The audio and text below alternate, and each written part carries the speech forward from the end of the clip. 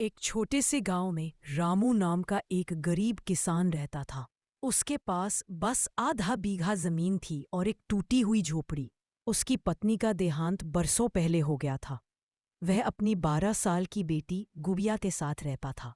रामू हर सुबह सूरज उगने से पहले खेत में काम करने चला जाता। मिट्टी, धूप और पसीने से उसका शरीर झुलस जाता, लेकिन उसकी आंखों में अपनी बेटी के लिए उम्मीद की चमक थी। गुड़िया बहुत होशियार थी। वो कहती, मैं बड़ी होकर पढ़ लिख कर तुम्हारा नाम रोशन करूंगी। लेकिन उनकी गरीबी इतनी थी कि पढ़ाई का खर्च निकालना मुश्किल था। रामू रोज 2 वक्त की रोटी जुटाने के लिए भी तरसता था। एक दिन भयंकर सूखा पड़ गया। खेतों में फसल सूख गई। रामू का अनाज खत्म होने लगा।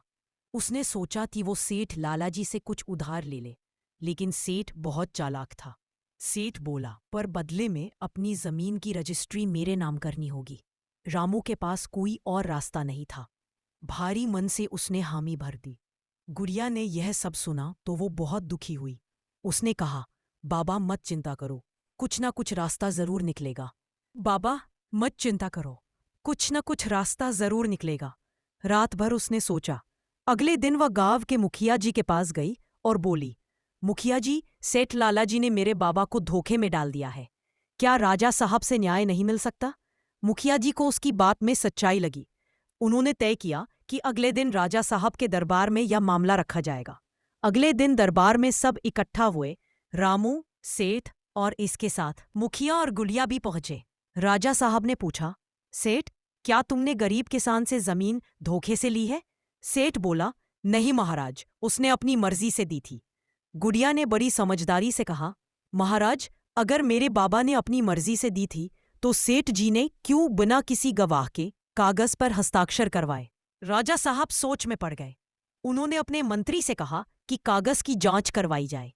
पता चला कि वह नकली था और उस पर झूठे दस्तखत थे। राजा साहब ने सेठ को सजा दी और कहा, रामू की जमीन उसे वापस दी जाए और सेठ जुर्माना भरे। अब रामू की जमीन उसे वापस मिल गई। राजा साहब गुड़िया की समझदारी से बहुत प्रभावित हुए। उन्होंने कहा, बेटी, तुम्हारी बुद्धि और सच्चाई ने तुम्हारे पिता का मान बचाया है। मैं तुम्हारी पढ़ाई का सारा खर्च उठाऊंगा। रामू की आंखों में आंसू थे, लेकिन ये खुशी के आंसू थे। गुड़िया, तू मेरी सबसे बड़ी पूंजी है, उसने कहा। कुछ साल बाद गुड़िया ने पढ़ाई पूरी की और गांव की पहली अध्यापिका बनी।